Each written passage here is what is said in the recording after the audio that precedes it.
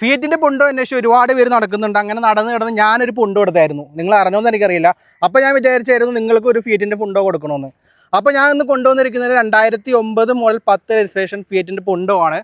Diesel മാനുവലാണ്. Second ownership നിൽക്കുന്നു. ഏകദേശം 68,000 kilometre ഓടി. നല്ല ക്ലീൻ പീസ് വണ്ടി, നോ ആക്സിഡൻറ്റ്, നോ റീപ്ലേസ്മെൻറ്റ്. അപ്പോൾ വണ്ടി വരുന്നത് ഇമോഷൻ പാക്കാണ് വേരിയൻറ്റ് വരുന്നത്.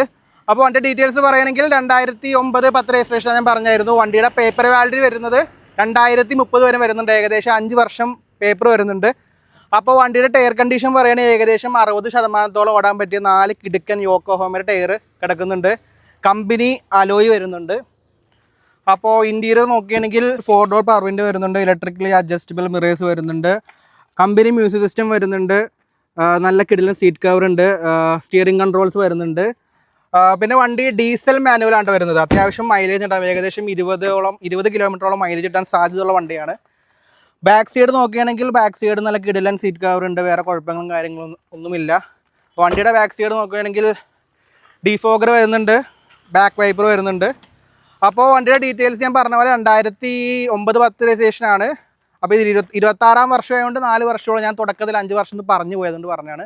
അപ്പോൾ 2030 വരെ പേപ്പറുള്ള വണ്ടിയുടെ വില വരുന്നത് 1,30,000 രൂപയാണ്. അപ്പോൾ വണ്ടിക്ക് ഫിനാൻസ് കിട്ടുന്നല്ല, റെഡി ക്യാഷ് 1,30,000 രൂപ നിങ്ങളുടെ കയ്യിലുണ്ടെങ്കിൽ ഈ കിടിലൻ മൈലേജ് വണ്ടി കിട്ടും.